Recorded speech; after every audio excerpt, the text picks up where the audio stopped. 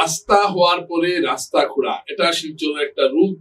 এই রূপ থেকে রক্ষা পাওয়ার জন্য যে পদ্ধতিটা অবলম্বন করা উচিত সেটা সম্পর্কে আজ একটা আলোকপাত করছি। দর্শকরা, প্রথমেই জানাই ঈশান বাংলার ইভিনিং শোতে আপনাদের আমন্ত্রণ। দর্শকরা, আপনারা জানেন যে ক্যাপিটাল থেকে রাঙ্গিখাড়ি পর্যন্ত যে রাস্তার কাজটা হবে সেটা আপাতত আটকে আছে, ফ্লাইওভার হবে এই জন্য, এবং ফ্লাইওভারের কাজ শুরু হবে এটা বলা হয়েছে। আর যদিও আমার মনে হচ্ছে ফ্লাইওভারের কাজ শুরু হতে আরো কিছু সময় লাগবে, কারণ ল্যান্ড ইকুইজিশনের ব্যাপার আছে, তারপর অনেকগুলো পাইপ লাইন বদলানোর কাজ আছে, ইলেকট্রিসিটি লাইন বদলানোর কাজ আছে, গ্যাস লাইন সরানোর কাজ আছে, অনেক দুর্ঘ কাজ আছে। তো এই বিষয়ে আমি অনেক ইঞ্জিনিয়ারদের সঙ্গে কথা বলেছি, পরবর্তীতে তাদের আমি ইন্টারভিউ আপনাদের সামনে হাজির করব। এবং এখানে একটা কথা আমি বলতে চাইছি যে ইউটিলিটি করিডোর, এই যে আমার পাশের ছবিটা আপনারা দেখুন, এটা হলো ইউটিলিটি করিডোর। ইউটিলিটি করিডোর হলো যে এটা একটা বাক্সের একটা মাটির নিচে এমন একটা খুব বানানো হয় সিমেন্টের, যার ভিতরে জলের পাইপলাইন, গ্যাসের পাইপলাইন, বিদ্যুতের গ্যাসের লাইন, জলের লাইন, বিদ্যুতের লাইন, যত ধরনের আছে, টেলিফোন লাইন, কেবল লাইন, সবকিছু এই এটার ভিতর দিয়ে যাবে এবং রাস্তার দুপাশে এটা থাকবে। এটা করলে কি হবে, রাস্তা করার পর যে আবার যে খোঁড়াখুড়ি, যেমন ধরুন কোন জায়গায় পাইপে ফাটল ধরলো, জলের পাইপ, এখন কি করা হচ্ছে, ওই জায়গায় মাটিটা খুঁড়ে ফেলা হচ্ছে। তখন কি হবে, না, যে জায়গায় ফাটল ধরেছে সেই জায়গাটা ওই ইউটিলিটি বক্সের ভেতরে গিয়ে সেই জায়গাটা ঠিক করা যাবে, রাস্তার কোনো ক্ষতি হবে না, কারণ এটা রাস্তার পাশে থাকবে এটা। এবং এটার উপর দিয়ে যদি গাড়ি ঘোড়া যায় তাহলেও কোনো অসুবিধা হবে না, কারণ এটা শক্ত স্ল্যাবের নিচে থাকে, এটা উপরের নিচে চারদিকে শক্ত স্ল্যাব থাকে সিমেন্ট। এবং এটা বিদেশে এবং দেশের বিভিন্ন জায়গায় এটা প্রচলিত, বিশেষ করে পুরো এলাকায়। এবং শিলচর এবং রাঙ্গিখাড়ি থেকে ক্যাপিটাল পর্যন্ত যে রাস্তাটা হবে তাতে এই ধরনের ইউটিলিটি করিডোর থাকাটা খুব জরুরি আমাদের এখানে, কারণ আমরা দেখেছি সারা বছর আমরা এই সমস্যায় ভুগছি। এই পিএইচই সুন্দর করে পাইপলাইন করে এই পিডব্লিউডি একটা সুন্দর রাস্তা বানিয়েছে, একটু পরে দেখা গেল পাইপে রাস্তার ঠিক সাইডে একটা খোঁড়া জায়গা দেখা গেছে এবং এখানে এসে কাজ করছে পিএইচই, এবং পিএইচই জায়গাটা খুঁড়ে গেল, আর তো তার পাত্তা নেই, এবং জায়গাটা এইরকমই হয়ে থাকছে। এর ফলে কি হয়েছে, সারা বছর আমরা একটা ভালো রাস্তা পাই না, এবং ভালো রাস্তা পেলেও সেটাকে কেটে কুটে দেওয়া হয়।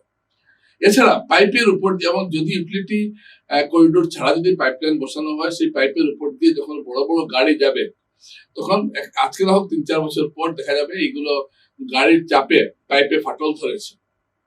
তো আমার মনে হয় এটা একটা খরচ বেশি হলো, যেহেতু এটা একটা স্থায়ী সমাধান, তাই ইউটিলিটি করিডোর করাটা খুব জরুরি, যাতে খোঁড়াখুড়ির যে সমস্যা থেকে আমরা যাতে নিস্তার পেতে পারি। দর্শকরা, এমনিতেই এবার যে ফ্লাইওভারের কাজ হচ্ছে বা এবার যে রাস্তার কাজ হচ্ছে, এটা সমস্ত দায়িত্ব এবার পড়েছে একজন ঠিকাদারদের উপর, অর্থাৎ যারা কাজ তৈরি করছে।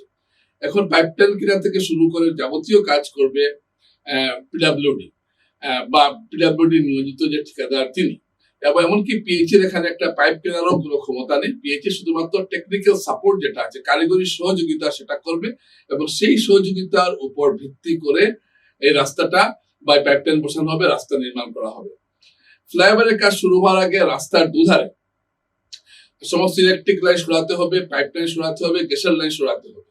এই কাজ করতে অনেকদিন লাগবে, এবং এই লাইনগুলিকে সরিয়ে যদি আন্ডারগ্রাউন্ডে এই ইউটিলিটি করিডোরের ভেতরে যদি সবগুলো লাইনকে ঢুকিয়ে দেওয়া যায়, তাহলে এই যে খোঁড়াখুড়ির সমস্যা এবং মানুষ খুব ভালোভাবে চলাফেরা করতে পারবেন, কোনো ধরনের অসুবিধা হবে না। এই যে শিলচরবাসীর যে একটা নিত্য নৈমিত্তিক যে একটা সমস্যা, সেটা থেকে নিস্তার পাওয়াটা খুব সহজ হবে। আপনি ভাবুন যে আপনি রাঙ্গিখাড়ি থেকে হাঁটছেন প্রেমতলার দিকে, এবং আপনার দুপাশে ইউটিলিটি করিডোর বলুন বা রাস্তার উপরেও থাকতে পারে বক্স বলুন, এবং সেটার ভিতরে গ্যাস লাইন, পাইপলাইন, এবং যারা কেবলের ব্যবসা করেন তারা কেবল লাইন, টেলিফোন লাইন, সবকিছু আছে। এখন ধরুন যে টেলিফোনের লোকটা, কোনো টেলিফোনের লাইন খারাপ হয়েছে, খোঁড়াখুড়ি করার দরকার নেই, যে জায়গায় হয়েছে সেই জায়গায় স্ল্যাবটা উঠিয়ে দিলেই কাজ হয়ে যাচ্ছে। পিএইচির মানুষ, এসিবির মানুষের তখন লাইন ছেড়ারও কোনো সম্ভাবনা নেই, লাইনের উপরে গাছ পড়ারও কোনো সম্ভাবনা নেই। কোনো জায়গায় যদি কোনো কিছু হয়, তাহলে সেই জায়গাটা সঙ্গে সঙ্গে সেই জায়গাটার স্ল্যাব তুলে সেই জায়গাটাকে ঠিক করে দেয়।